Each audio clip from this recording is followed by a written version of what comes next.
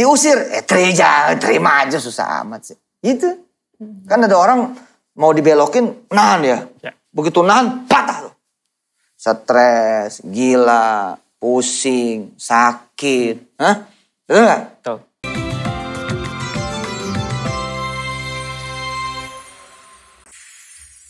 Assalamualaikum warahmatullahi wabarakatuh. Waalaikumsalam. Pemirsa Nikmata Sedekah, insya Allah banyak berkah. Pemirsa, nih hari ini kita kedatangan Mas Fahmi. Beliau ini usaha di bidang fashion. Ini ceritanya pasti menarik banget buat dibahas karena naik turun ya Pak. Nggak langsung melejit gitu. Nah beliau ini sempat ketipu waktu mau buka usaha ya. Sempat ketipu. Rata-rata gitu ya. Sempat ketipu ratusan juta tapi ya nanti kita dengar ceritanya beliau ini udah sampai bisa brandnya terkenal tuh di 10 negara. Udah.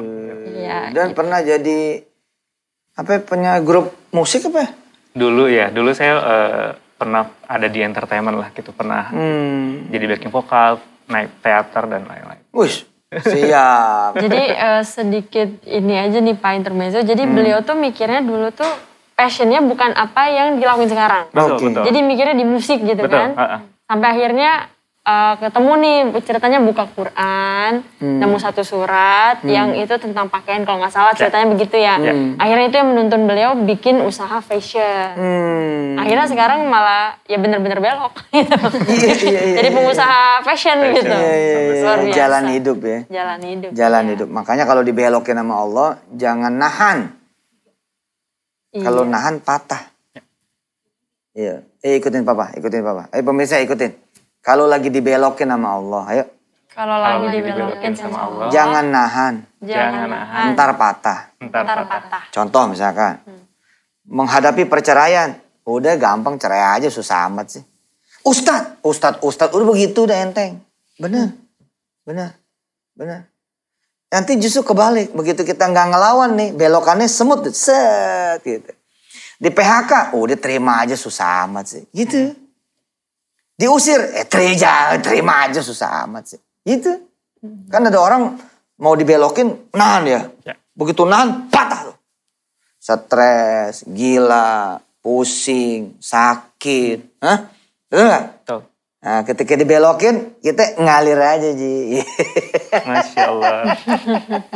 Tentu kan kita ada hak berdoa dong. Betul. Ya Allah lagi dibelokin ke kanan nih, boleh nggak ke kiri? Itu. Yang disebut menolak itu kita apa?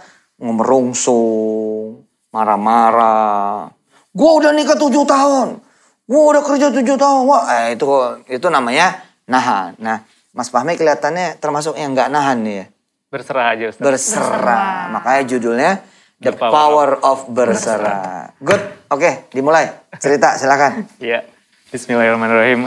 Ya Ustaz, jadi saya itu tahun 2000 sebelumnya tuh profesinya sebagai manajer di salah satu bank swasta. Oh iya? Di Jakarta.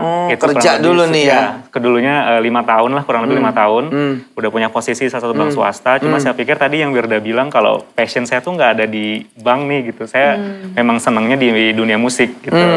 Nah setelah itu saya coba tinggalkan dunia perbankan itu. Kemudian mulai terjun di industri musik. Tapi qadarullah yaitu di tengah-tengah ternyata semua tabungan saya yang sudah saya simpan selama 5 tahun kerja di bank itu, qadarullah tiba-tiba nggak ada, hilang gitu.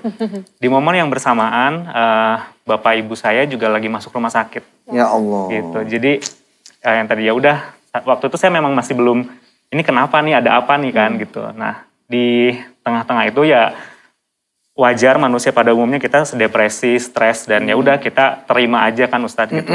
Nah di tengah-tengah itu aja. Ada saya diajak ke salah satu kajian lah intinya gitu untuk datang dan qadarullah itu di antara ribuan orang yang datang ke kajian saya ditunjuk sama salah satu Ustadz dan beliau bertanya gini, Mas yang di tengah tahu nggak arti Islam itu apa? Ya Allah, gitu. Terus berserah ya. Kok saya ini ya, kok ke saya gitu, kok ke saya ditanyanya gitu.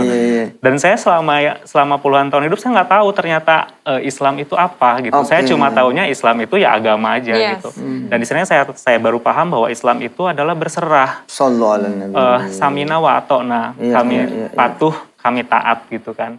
Di situ saya mulai kayak, oh mungkin ini yang harus saya terima sekarang. Saya harus berserah, saya nggak bisa ngelawan, saya nggak bisa, wah waktu saya ketipu tuh saya udah kayak marah sana sini, udah mau nuntut sana sini, tapi kan kita nggak bisa. Dan prosesnya malah. Oh, berarti berproses nahan juga sebenarnya. Nahan juga awalnya Ustadz, nahan juga gitu. Ini, apa tuh alhamdulillah tuh. Saya pemirsa alhamdulillah dikaruniai bakat kali ya. Alhamdulillah loh, blessing banget. Mungkin dari orang-orang tua kali ya. Betul. Orangnya nerimaan bener. Ustadz penipu nih, emang itu aja. Iya bener. Tukang bohong lo, ibu tahu ya. betul. Nggak ada yang ngelawannya. Kan siapa yang ngomong, siapa yang bilang? Enggak begitu. Enggak, saya mah enggak. Betul. Enggak. Apalagi kalau disebut ganteng. Iya. Itu gue terima banget dah. Oke, kan apa yang terjadi ketika nahan? Sakit kan? Sakit banget. Jadi ya sakit jiwa raga sih sebenarnya sampai ke sakit fisik juga sih. Selesai nggak masalah ketika nahan? Enggak selesai. Enggak selesai. Jadi di momen itu tuh akhirnya memang saya ketemu sekali setelah kajian tuh dipertemukan juga sama ustadz tersebut gitu. Saya cerita sedikit dan beliau tuh cuma tanya gini, gimana hubungan kamu dengan Al-Quran itu aja. Bodoh. Dia bilang kayak gitu. Mungkin jawabannya karena katanya setiap masalah yang ada dalam kehidupan jawabannya simpel, ada dalam Al-Quran. Gitu, ada di dalam Al-Quran. Ada dalam Al-Quran semua permasalahan dan jawabannya tuh ada di situ gitu. Dan dari itu saya kayak mulai ngobrol sama teman, mulai kayak ya baca-baca Al-Quran dan lain-lain. Terus salah satu teman nyaranin, Mi coba deh baca Qurannya di masjid gitu. Jam 3:30 pagi tuh lo udah di masjid. Terus lo baca Al-Quran sambil tahajud dan lain-lain gitu. Sebelum subuh nih? Sebelum subuh gitu. Kan kita namanya juga orang masih belajar, ikutin aja apa yang disuruh kan gitu. Nah di satu momen memang kondisi papa saya tuh lagi kritis Ustadz. Dan saya kayak udah, tadi nahan tadi saya capek banget.